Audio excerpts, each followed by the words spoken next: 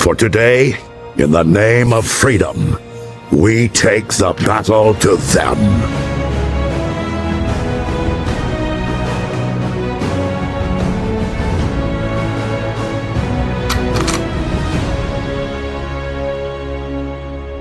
Hello and welcome to another Deadpool and Wolverine video.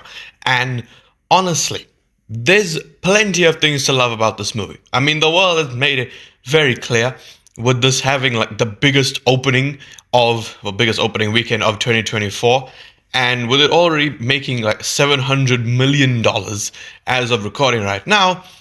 This movie has definitely taken the world by storm.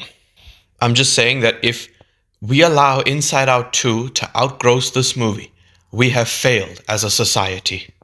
But jokes aside, obviously there's plenty of things about this movie that it did really well. The music, the CGI, the fight sequences.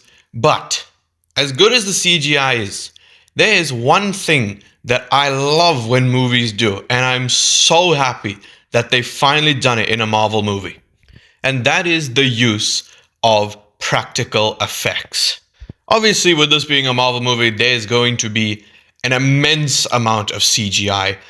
And, one of those, of course, including the blood, which, I mean, I am slightly biased with that. I'm slightly more negative because I am, obviously with horror movies, you love practical blood. CGI blood is one of the worst things to look at. But with Deadpool, it's the one thing that I can forgive just because they use it. They make it look tasteful. That sounds, no. What I mean is that they don't overdo it. It actually looks pretty decent. The only time it looked kind of a little strange is when Johnny died, but still, that was an over-the-top death. So, it's awesome. But what I mean is the things like the suits. The suits look phenomenal.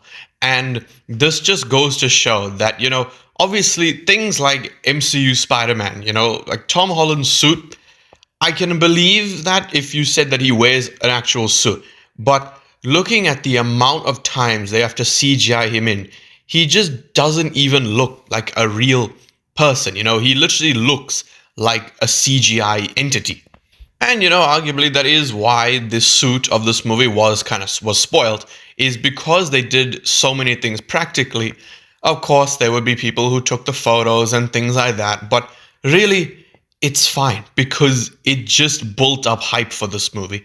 And, especially hearing like Hugh Jackman talk about the first day, like he walked onto set with the suit and everyone was just stunned.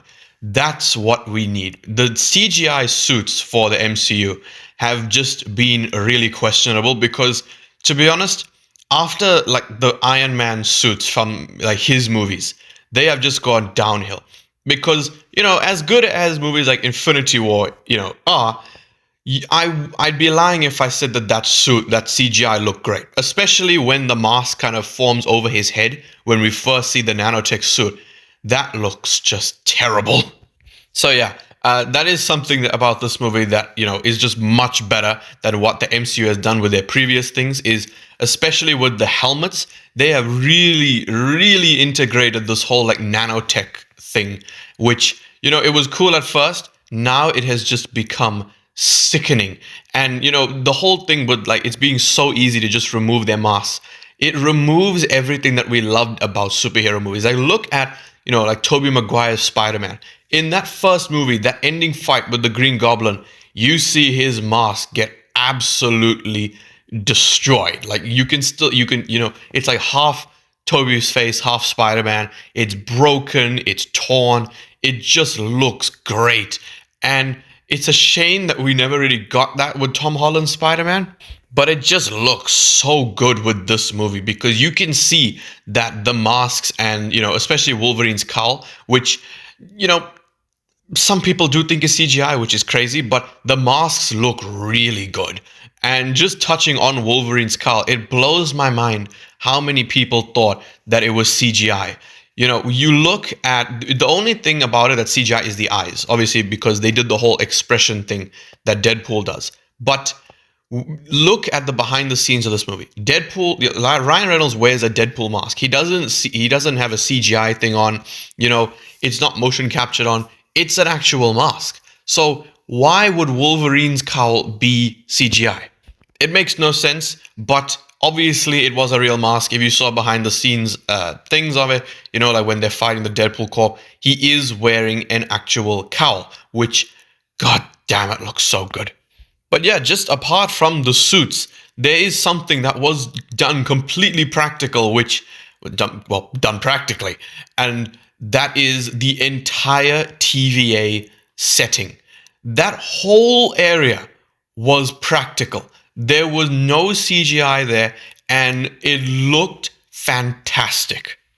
It just goes to show that Marvel really needs to start using practical sets and effects more, because it just makes the movies look so much better. And I know that people had like problems with the color grading, especially in the first Deadpool and Wolverine fight, but they didn't have to green screen anything. You know, it was just so good because they were, of course, filming on location. And that's where the first leaks of this movie were shown off.